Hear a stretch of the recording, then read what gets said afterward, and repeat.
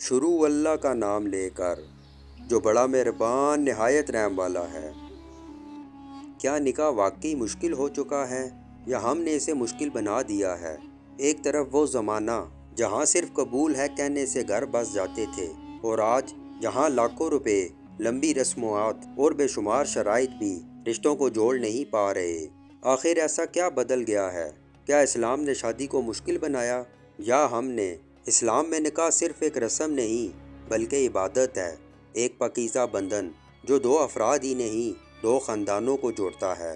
قرآن کریم میں اللہ فرماتا ہے، اور اس کی نشانیوں میں سے ہے کہ اس نے تمہارے لیے تمہاری ہی جنس سے بیویاں پیدا کی تاکہ تم ان سے سکون حاصل کرو، اور تمہارے درمیان محبت اور رحمت رکھ دی۔ یہ آیت واضح کرتی ہے کہ شادی کا اصل مقصد سکون، محبت اور رحمت ہے، نہ کہ دکھاوا، مقابلہ اور بوجھ۔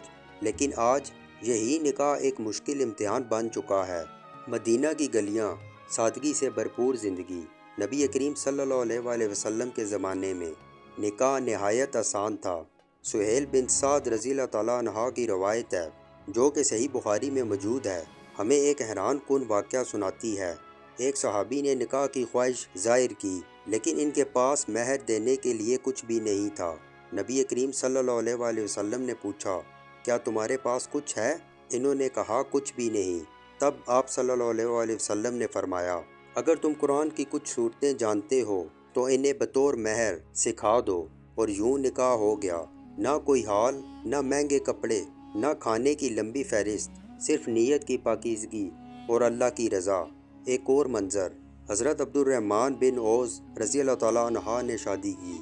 جب نبی صلی اللہ علیہ وآلہ وسلم کو معلوم ہوا تو آپ صلی اللہ علیہ وآلہ وسلم نے یہ فرمایا، ولیمہ کرو، اگرچہ ایک بکری ہی کیوں نہ ہو۔ صحیح بخاری۔ یہی تھا اسلامی نکاح، سادہ، بابرکت اور آسان۔ اب ذرا آج کے منظر کی طرف آئیں۔ بڑے بڑے شادی ہال، روشنیوں سے جگمگاتے ہوئے، مہنگے لباس، لاکھوں کے جہیز، مہمانوں کی لمبی فہرست اور سوشل میڈیا پر دکھاوا۔ ایک لڑکی کے والدین قرض لے کر شادی کر رہے ہیں۔ ایک لڑکا صرف اس لیے شادی نہیں کر پا رہا کیوں نہ کہ اس کے پاس گھر نہیں، گاڑی نہیں، یا لاکھوں روپے نہیں۔ یہ سب کیوں؟ کیا اسلام نے یہ سب شرائط رکھی ہیں؟ نہیں، یہ سب ہم نے خود بنایا ہے۔ آج نکاح سے پہلے مہندی، مائیوں، بارات، ولیمہ اور ہر تقریب میں الگ لباس، الگ خرچہ۔ یہ سب اسلام میں کہاں ہے؟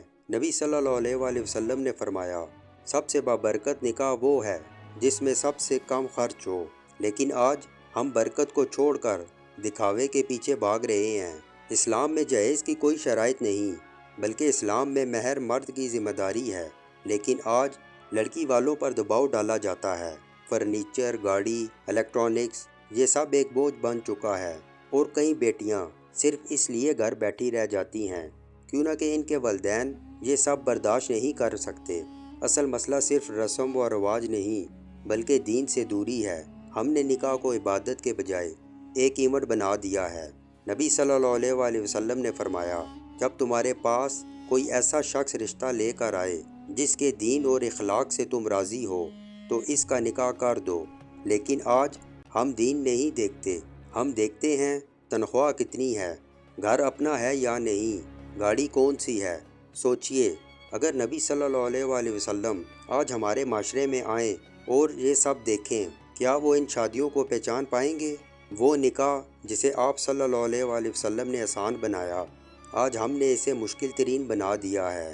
آج ہزاروں نوجوان حلال رستہ اختیار کرنا چاہتے ہیں، لیکن معاشرہ ان کے راستے میں رکاوٹ بن رہا ہے، اور پھر جب راستے بند ہوتے ہیں تو گناہ کے دروازے کھلنے لگتے ہیں۔ یہی وہ لمحہ ہے جہاں ہمیں رک کر سوچنا ہوگا۔ اسلام ہمیں سکھاتا ہے، نکاح کو آسان بناؤ تاکہ معاشرہ پاکیزہ رہے، سادگی اختیار کرو تاکہ برکت آئے، دین کو ترجیح دو تاکہ رشتے مضبوط ہوں۔ آج ہمیں فیصلہ کرنا ہے، کیا ہم لوگوں کو خوش کریں گے یا اللہ کو؟ کیا ہم رسموں کے غلام رہیں گے یا سنت کو اپنائیں گے؟ یاد رکھیں، نکاح جتنا آسان ہوگا اتنی ہی برکت ہوگی، اور جب ہم سنت کی طرف لوٹیں گے تو نہ صرف ہماری شادیاں آسان ہوں گی بلکہ ہمارا معاشرہ بھی پاکیزہ اور مضبوط ہو جائے گا۔ یہ کہانی صرف ایک حقیقت نہیں، ایک دعوت ہے، واپسی کی دعوت۔ سنت کی طرف، سادگی کی طرف اور اللہ کی رضا کی طرف۔